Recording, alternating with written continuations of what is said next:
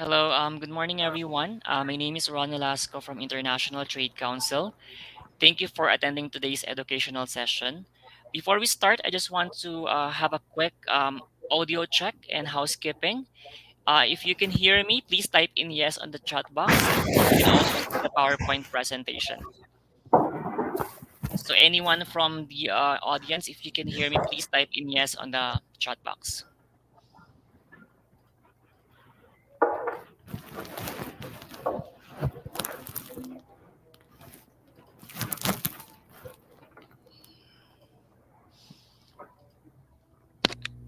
Again, from the audience, can anyone hear me? I don't see anything.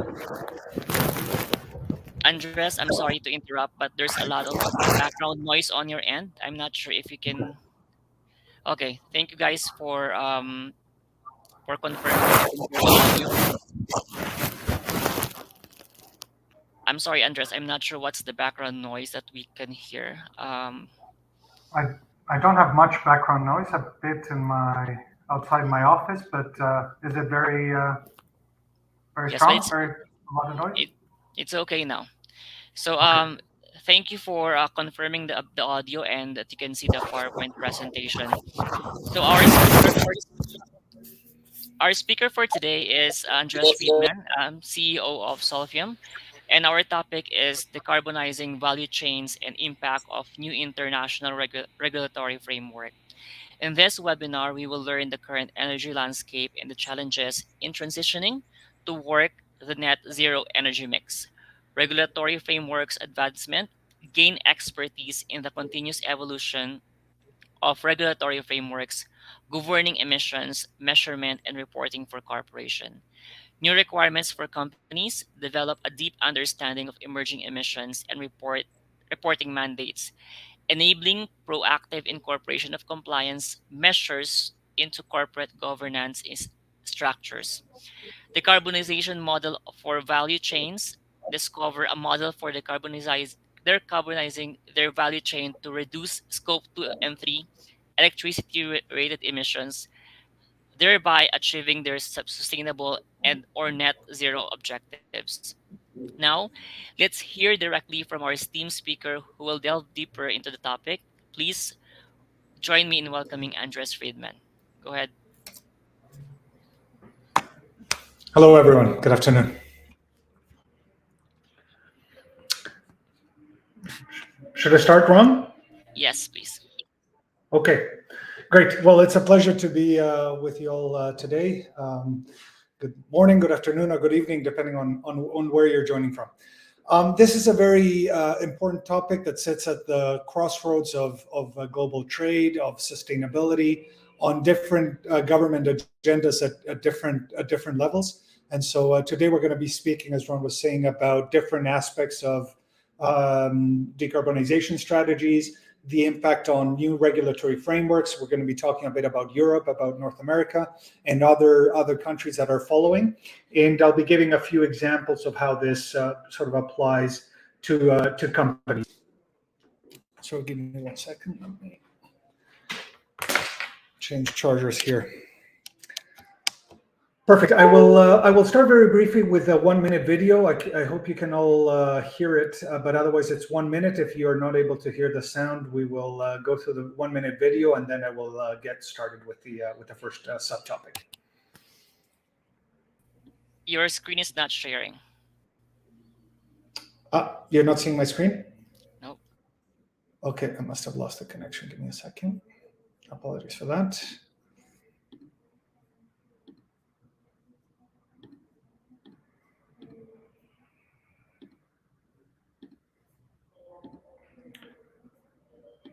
Okay. We will go with the video first, and then I'll go back to my screen.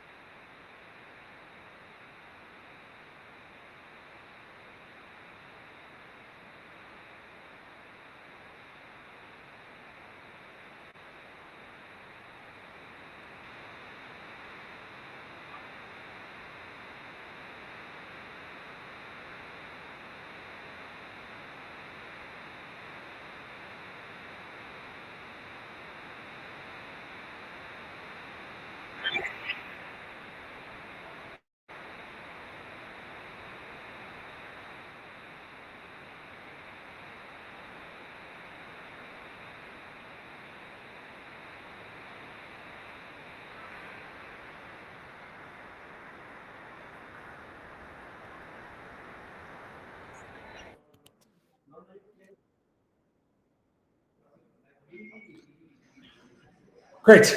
Well, that sets a bit the stage. As I was mentioning, this is a topic that spans across multiple fields. So hopefully we'll be able to cover all that you're looking for. Let me start a bit to elaborate in more detail about the big picture and where we stand in terms of our energy consumption across the world and why this is such an important topic. As you will see on the chart from the left, and these are the most updated charts, are about 2021 and 2022 in some cases. It's the last official data that we have. We're awaiting data on 2023. But let's look at the big picture. Our energy consumption in all its shapes and forms, whether it's in industry and transport and or energy that we consume in our buildings for heating and air conditioning, represents almost 75% of total emissions. So as you can foresee, when we talk about a world of net zero, of being carbon neutral, we need to decarbonize our whole energy consumption. We need to be having full renewable energy across all uses, whether it's in, as I said, in transportation, in industry, and in our own homes. So that's the magnitude of the challenge, and that's why talking about renewable energy is such an important lever when we talk about having a significant impact on emissions. Within that, when we talk about our energy mix, the chart on the right shows the progress that we've made, but how far we still have to go. As you can see, as of 2022, still over 80% of our consumption of energy comes from fossil fuels, whether it's oil, coal, or gas. So renewables have been growing significantly, but not yet enough to overtake our consumption of traditional sources. So this is very important because I will elaborate in a second sort of the broad scheme of the components of how we get to a net zero future. Within this context, I would point out to the following examples. Last year was the first time that finally we crossed that very important threshold where investment in solar, for example, one of the key renewable sources, surpassed investment in oil and fossil fuels. So even though over the last few years, many of us that are working in the industry of renewable energies have been always focusing on the amount of investment and the growth of investment in renewable energy, the reality is what was maybe making less noise was that we were still investing and increasing our consumption on fossil fuels. So that gap that I was talking about is still as a result very large. But again, focusing on the positive, we've just crossed last year, as you can see, around mid last year, that threshold where our investment in solar was higher than oil. But taking a step back, when we talk about net zero, and just for those of you that might not be in this industry all the time, let me state what for some might be obvious, but again, to look at the big picture. So when we talk about being net zero by 2050, that means that by 2050, our whole economy, our whole society is not producing any carbon emissions net, meaning whatever emissions we're producing get netted by some reduction in emissions somewhere else. So the overall result is that we have zero new emissions into the environment.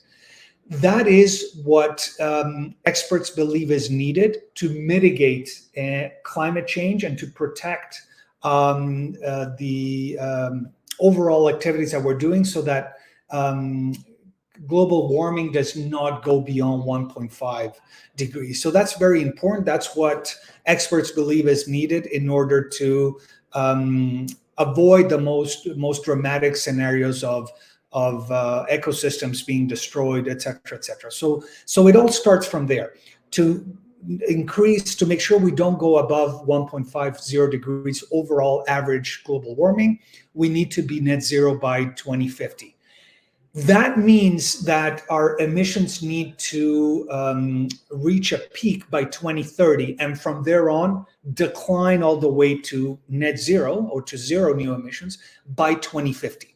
right? So that's the level of challenge that we have. That means emissions have continued to grow year after year because our economies are growing. So even though we have had important developments in renewables and emissions reductions, the total emissions have continued to grow. And again, the target is they need to reach peak by 2030 and from there on decline to zero by 2050. That means, and this was a study that The Economist did in 2021, that there should have been no new investments in oil and gas as of 2021, and we needed to quadruple capacity in solar and wind, which was the equivalent of building the largest solar park every single day from 2021 to 2030. Unfortunately, and again, this was a study to sort of bring down to earth the challenges that we have, but also what policies are required. Unfortunately, as I just mentioned, neither of these have come to life.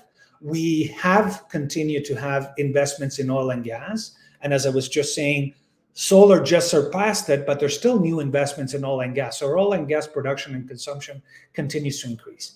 And we have not built the amount of capacity that was needed, even though the investments in renewables are growing every day. So the direction of travel is correct, but the angle, the velocity is not there. As a result, part of what we think is going to be an important lever to help us get there, in the absence of being able to bring a larger solar park in the world every single day, is to invest more in what's called distributed generation, which informally is sometimes known as rooftop solar, where you can put solar in buildings, whether it's in homes, businesses, or large factories. And we'll be talking more about that in a second. But that's sort of the big picture about all this.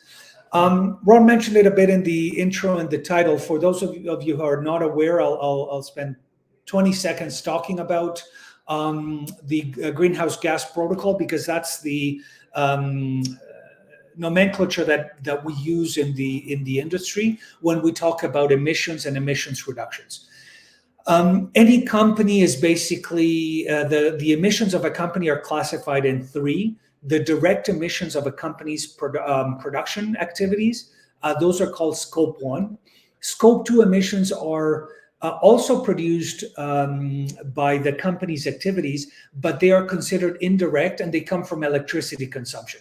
The reason why electricity consumption that happens inside a company are considered emissions that are generated outside, because usually the majority of electricity is produced in wherever the central facilities are, whether it's a dam, whether it's a coal plant, etc. So those emissions are not being literally generated inside the building of the company. They're emitted wherever the electricity is produced and then distributed and transmitted and distributed to the company. So the electricity is an important component, and that's considered Scope 2 emissions. And Scope 3 is the broadest and most complex to tackle, because it includes the whole value chain of the company, from the first supplier to the last distributor and the customer. So whether it's upstream and downstream, the supply chain itself with all the suppliers, but also, as I was just mentioning, distributors and consumers as well.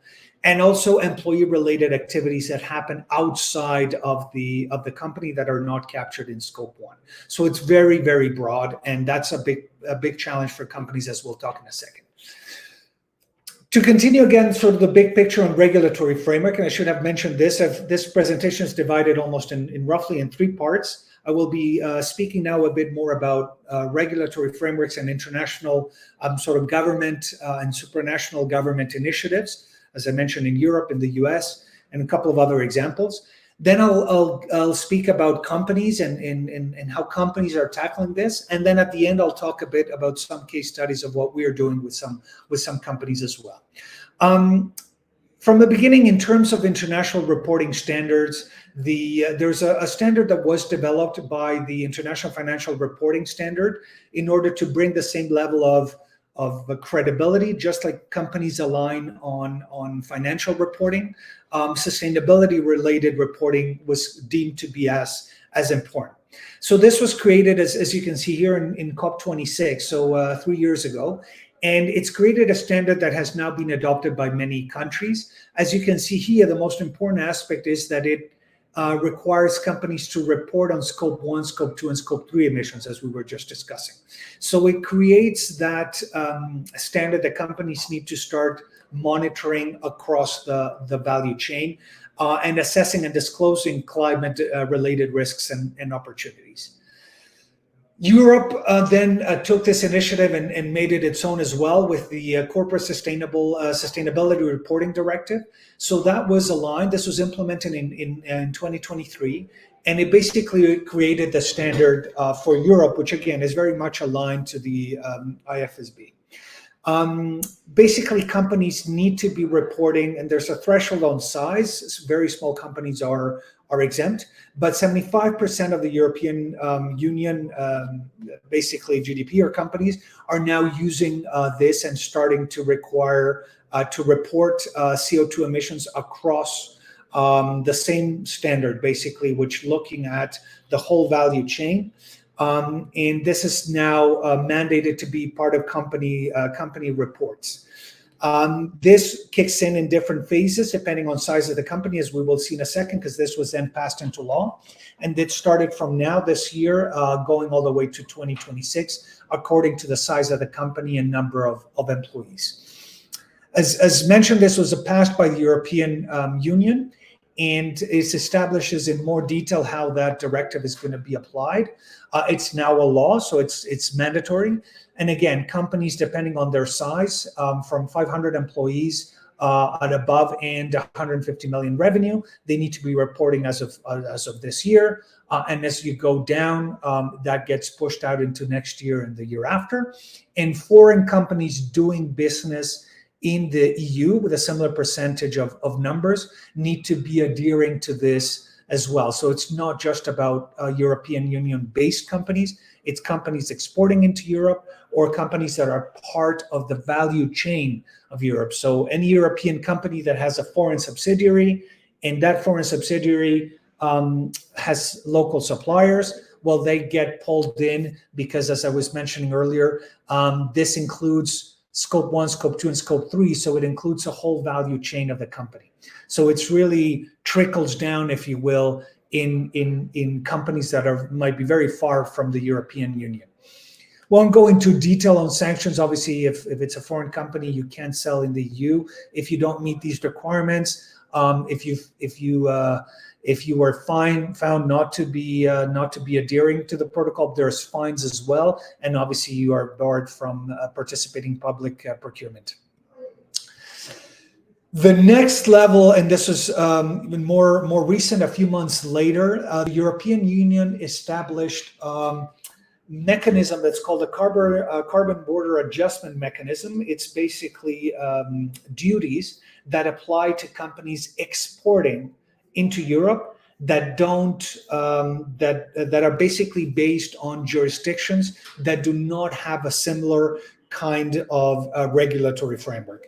So the idea is, if you are a smaller company that might not fall under this prerogative, but you're still exporting into Europe, or you're part of the value chain and through you're selling to someone else that exports into Europe, then if you don't have reporting and emissions reductions in your own jurisdiction, then you will be subjected to an import duty, so that basically it creates a level playing field. This was a policy that was used to compensate and make sure other jurisdictions are following, and that the European Union is not putting its own companies at a disadvantage, and that production might shift to come to places where there's lower requirements for carbon emissions reductions. So it does indeed apply initially to some industries that pollute more heavily, as you can see here. But overall, where this is going is trying to make sure that the rules that are applied in the European Union somehow permeate other jurisdictions, and companies there are not at a disadvantage. So in an initial phase, companies need to just disclose their carbon footprint in their own place as part of the initial phase. And as of 2026, then that import duty, that adjustment mechanism at the border will start to be charged and applied. I'll cross now the ocean to the U.S. and we'll talk a bit what's happening in the U.S. Should not come as a surprise, even though the European Union and many European countries have been more at the forefront initially, excuse me. The U.S. is following suit as well. In line with International Financial Sustainability Board that I mentioned at the beginning, the Securities and Exchange Commission, the body that regulates stock exchanges in the U.S., has adopted its own standards, which are very much in line. So basically any company that is basically a public company in a U.S. stock exchange, whether it's the New York Stock Exchange, NASDAQ, or any others, is subject to these measures, whether it's an American company or foreign company that is listed in the U.S. And as you can see as well, disclosure on Scope 1, Scope 2, and Scope 3, if material, applies. And as we will see in a second, in most cases, Scope 3 emissions are very big, so they have to be reported. As a result, the moment they're reported, they need to start being measured, and targets for reduction need to be applied. The impact of this is, first of all, if we take a step back, this means that the Securities and Exchange Commission considers that for investors, information about climate risk and emissions of a company is as important as financial information. And just like it's the duty of the SEC to ensure that companies that report that are part of the stock exchange and report numbers in their annual reports, their role is to make sure that those numbers, that there's mechanisms and auditors to make sure that those numbers follow a standard, and a company reporting profit is following the same rules as another company that's reporting a similar profit, and that numbers cannot be manipulated so as to protect investors. The same consideration applies now for climate. As we will discuss more, and you will see cases in a second, investors have a right to know which companies are managing climate risk, which companies are taking action to mitigate, and which companies are actually measuring and have plans to reduce their emissions. So it's quite impactful. And again, you will see some incidences of how this has affected decision-making by big corporations. Lastly, and we'll talk also about subnational government in a second, but California as a state has already implemented similar bills in that, again, homologated with the European Union and to the SEC. So companies in California, for example, will need to report, as you will see here, value chain emissions as well.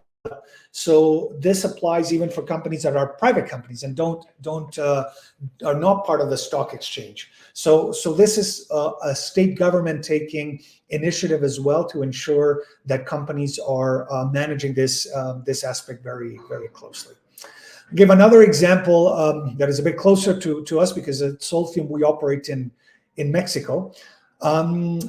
Many subnational governments are now starting to implement carbon taxes and at different levels. And so again, they're looking to take action and create frameworks that adhere to similar standards to Europe and the US to make sure companies there are not at a disadvantage. So that's also interesting to watch.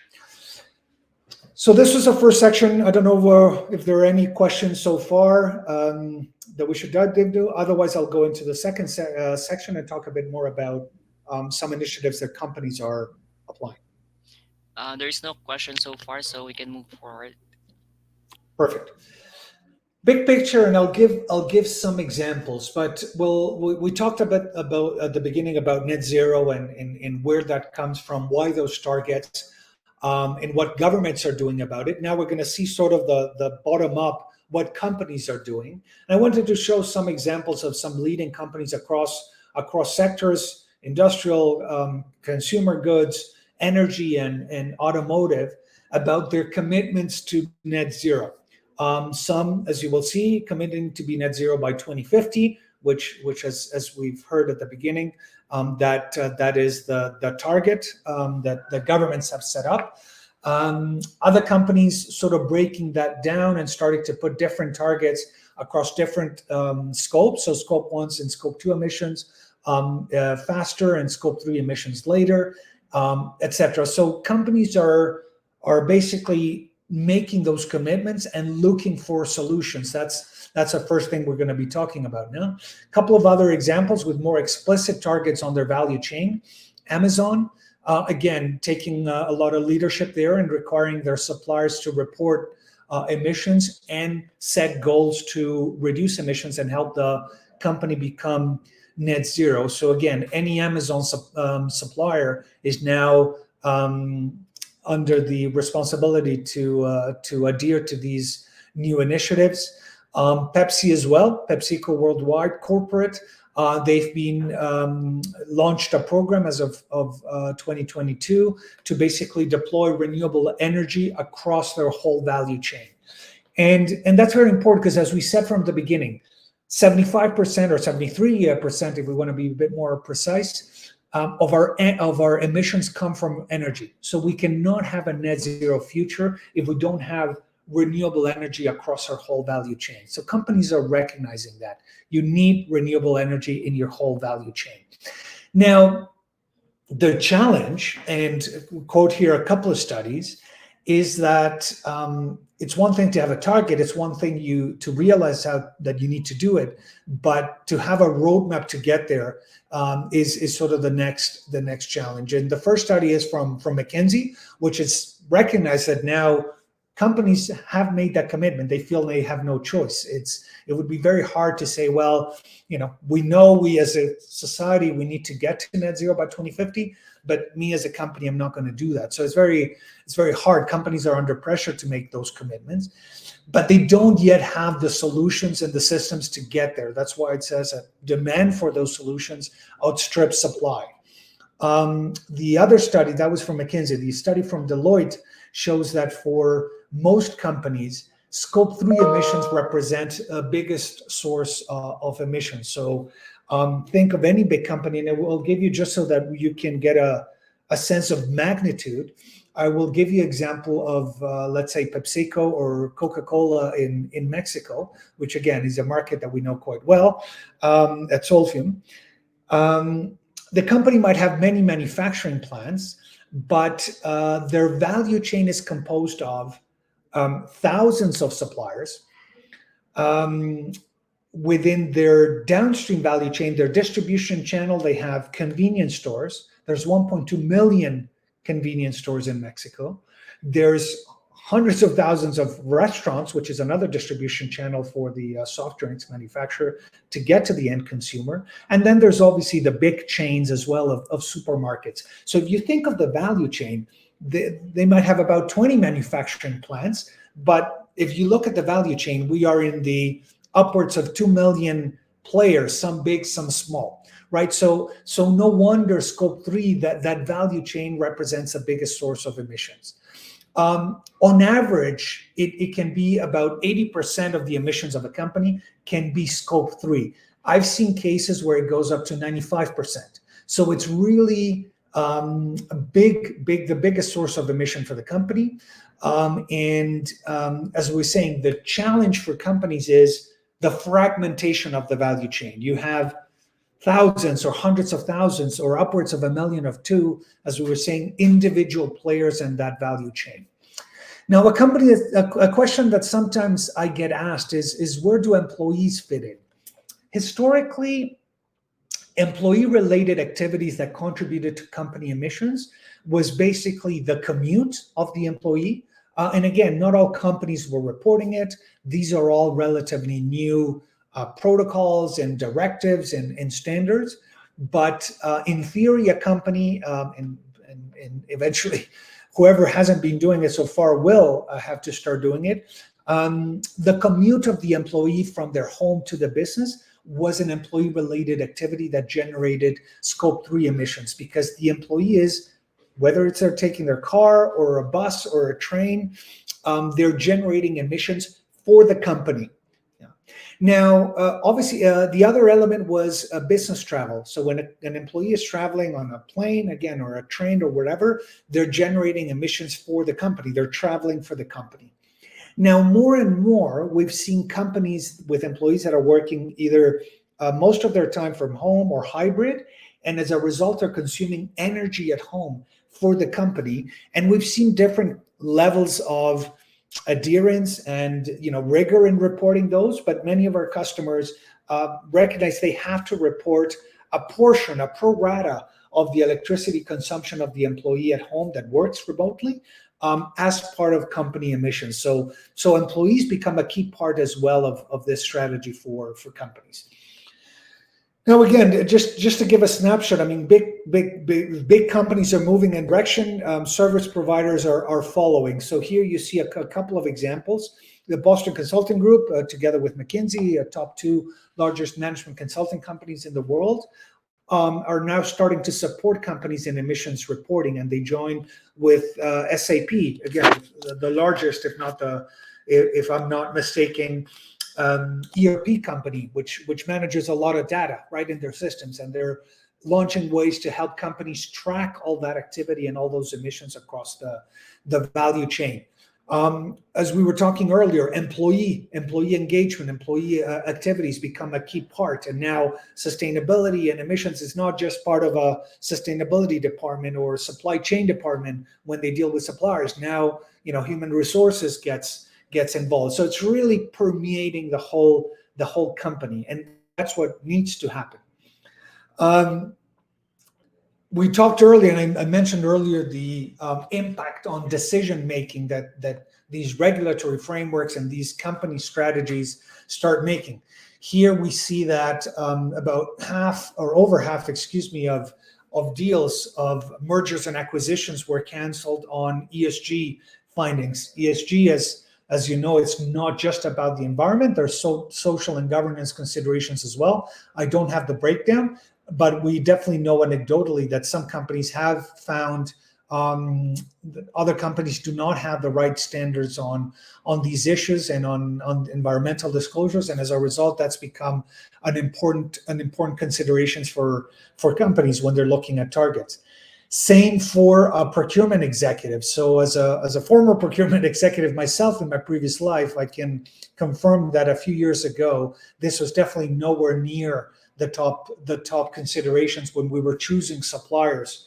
So, in a world with inflation, high interest rates, post-COVID supply chain constraints, geopolitical issues and challenges affecting supply chains, so many issues that could keep up and do keep up procurement executives at night. ESG rising to number 2 amongst those is quite stunning, and it shows how companies really have understood and internalized the fact that all these policies need to now be integrated and deployed, and are an important consideration when choosing suppliers for their company.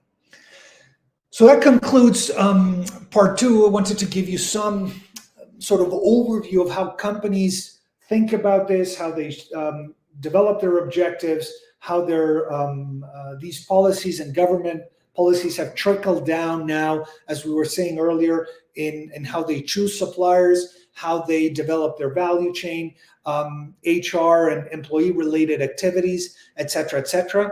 Now I'm going to give you a brief overview. This will be more relevant for some and less relevant for others, but I'll be very brief. I will show some case studies on how we've worked with some companies. And again, the objective here is really to deploy renewable energy in your entire value chain. It's got to be the starting point on any strategy about decarbonization. Of course, there's many other considerations, other aspects of sustainability that need to be taken into account. Water consumption, impact on ecosystems, depending on the type of production facility a company might have, or where in the world they might be located. But in some shape or form, renewable energy needs to be part of the value chain. In some companies, in some countries, Solfium, for example, is based out of Canada. So in some countries, solar might be ideal. In some countries, there are other sources of renewable energy that might be more suitable. But overall, this is the perspective that companies are starting to have. 30 seconds on who we are. Solfium is a Canadian Mexican company focused on accelerated adoption of solar across value chains, as we will see in a second. As a result, we work and impact several objectives of the UN Sustainable Development Goals, including number 7, 11, and 13. We're a proud signatory of the UN Global Compact, and we have received recognition by other organizations with our approach and how we are working, and the platform that we developed to bring solar to more and more homes and in businesses. We cover all spectrum of solar in distributed solar, as I was saying, or rooftop solar. We don't do solar parks, but we work with homes, small businesses, and large businesses deploying solar. We deploy a lot of small projects through a mobile application and a whole ecosystem that stands behind it, providing simple, reliable partners to our customers with the right products, the right installers, the right financing options, and all the integrated monitoring to, again, deploy and manage the solar system. And then we work with big corporations in deploying solar across their value chain, as we were talking earlier, in their own facilities, tackling scope 2 emissions, as I was saying earlier, and then across their value chain with suppliers, distributors, customers, employees, etc., and providing a reporting tool to do that. So that's the quick summary of what we do. We work in Mexico today. We have international expansion plans. We work with government agencies. We work with many leading multinationals, as you can see here, across different sectors, automotive, industry, and banking as well, and energy companies. So that's a very quick summary of Solfium. I just wanted to leave you with that so that you know what we're doing, why we have some expertise in this field, and that concludes really my presentation. I hope it provided a good overview. I'd be happy to now answer any questions or have any discussion if there is any. Thank, And over to thank you, you. Ron. Thank you. There are some questions in the chat box and Q&A box, but before we proceed with the Q&A, I just want to make some announcement. So for those who are not yet a member of ITC, for attending this educational session, we can give you free membership. So please feel free to reach out to me. And also, this webinar is recorded. So if you would like to replay, please feel free to visit our YouTube channel and it will be updated in the next days. And lastly, you will be receiving a certificate of participation for this webinar. It will be sent to your email. So the first question here, I'll project the question on the screen. I will There, need to exit my screen to see the question, unless you read it out loud, Ron. sure. What is the solution to CFC which depletes ozone layer? Kindly advise. What is the solution? Is that the question? Yes, what is the solution to CFC? That's a tough one, I'll admit that's not my area of expertise. But to comment briefly, I think it's a combination of technology evolving and some form of regulation. I do remember when this topic started to become and go mainstream, there was a lot of gases that were coming from CFC, and there was a lot of changes. Fridges used to have that problem, even deodorants and anything. It was widespread, and that problem has continued to decline. To your point, it's not fully solved, but it's a much less pressing issue than before. Parts of ozone layers that had thinned and back in the day have regenerated. So I think the direction of travel is good. Again, to comment on specific numbers and where we are going in terms of targets, etc., I'm not the right person. But overall, big picture, my my perception and based on everything I've read is that we're going in the right direction, and it's a smaller problem than it used to be. Next question here is, Alejandro mentioned that thank you for the insightful presentation. As a Estonian company, I would like to know how Solfium addresses selling energy back to the grid for residential, commercial, and industrial scenarios. Great question.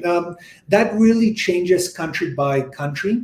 Some countries have what is called net metering, in Mexico as an example, and so is parts of Canada, and until recently California, and many other South American countries, and in countries in Europe earlier, not anymore. When you're under net metering, you're able to inject into the grid and take into the grid, and that gets netted out at the end of the month. That's why it's called net metering. And you can basically get your electricity down to zero or whatever your fixed fee is from the utility company, because you are basically, we size the system so that you inject into the grid enough during the day when obviously the sun is shining and you have more production, and it compensates what you consume from the grid at night. So that's a very favorable framework. I'm not familiar with the regulatory framework in Estonia per se, but happy to take that conversation offline if you want to contact me after. When it's a net billing, then you're able to sell into the grid and truly make money. If some countries then that goes into what's called a feed-in tariff, where you can actually make money significantly by injecting into the grid. That used to happen in Canada quite a bit, where in the summer there's a lot of production and people might not consume as much because people consume heating in the winter, and so you would sell into the grid and make money out of it. So there's different schemes, and again, some all have advantages and disadvantages. I think as countries mature in solar, they tend to reduce the net metering framework, as California did recently. But again, that's really sort of a country by country case. Thank you. Next question. What are the alternates of cryogenic engine which emits carbon? Sorry, I didn't understand the question. What are the alternates of cryogenic engine? I'm sorry, I'm not familiar. I'm not fully understanding maybe the question, but I'm not familiar with it to comment. Okay, thank you. One more question here. How greenhouse effect can be controlled with so many flights and which emits carbon? That's a great question. You're talking about flights, Yes, flights. Aircraft, right? Yep. Activity. Yeah, so that's a subject of a lot of discussion. For full disclosure, I worked 16 years in aerospace, so I am familiar with the industry and the initiatives that the aerospace industry and aviation industry are taking in this regard. Relative to total emissions, and I showed a chart with a breakdown of emissions, flights emit a small portion of total emissions. So it's about 2% of the world emissions come from aircraft flying, right? So from aviation. That is, if you look at it that way, it's not small, it's not big relative to others. So you would think of it that it's not the highest priority for some governments, but the challenge is that it's been the highest source of growth in emissions. So it's growing fast. So that leads you to think that we need to tackle those emissions before they continue to grow, right? And on a per capita basis, they're quite high, right? There's taking one flight in a commercial aircraft, and obviously in a private jet, it's even more the case, generates a lot of emissions. So on a per capita basis, it's very high. That's why it's very important that they get tackled as well, because a lot of people would need to do a lot of things to reduce emissions, and those can be offset very quickly by a few people taking a few flights, right? So it needs to be addressed. In summary, the companies are doing a few things. There's a lot of pilots going on about what's called sustainable aviation fuel, which are basically produced from different types of organic products in corn and others that don't generate emissions. And so it's a way to reduce emissions on flight. That we don't have industrial scale to basically switch the whole industry into sustainable aviation fuel, but it's something that's interesting and that could be in the future have significant impact. There are some of the leading companies like Airbus in Europe are doing flights and pilots as well with hydrogen. So as the world also moves into creating green hydrogen, which is basically hydrogen produced through clean energy, whether it's solar or wind, that is a way in the future that we envision a net zero flying. Right. The third one is, and this is available for small planes only, for small distances, but electric vehicles, excuse me, electric aircraft are also in the prototype and flight testing phase. And again, because to fly very long distances or very big planes, you would need a lot of batteries that are very heavy. It's not yet technologically feasible for intercontinental travel, but for small regional travel, which is a big part of flying, in the US and even inside of Europe and inside of Africa and inside of Asia, etc. This is promising as well. So all those three streams, scaling up of sustainable aviation fuel, hydrogen, and electric aircraft are all moving forward. Unfortunately, not as fast as we would like. I think we will be seeing more of this next decade. So back to your question, I think governments need to continue to incentivize companies to move fast in this direction, aircraft companies and aviation companies. But I think there's light at the end of the tunnel. We can foresee a future where we can fly without generating emissions. Thank you. Any more questions? One second, let me check. Okay. All right. So I don't see any more questions here. Anything that you would like to add before we conclude the webinar? No, I mean, if anyone's interested in knowing our activities, you can follow us at Solfium on LinkedIn. That's our main social media. And yeah, through LinkedIn, you can reach out to me as well, and happy to maybe engage with you again in a future activity organized by the ITC. So thank you very much, Ron, for the invitation. Absolutely, we look forward to have more educational session with you, and thank you for all the participants who attended the webinar. Thank you for your active participation and insightful contribution.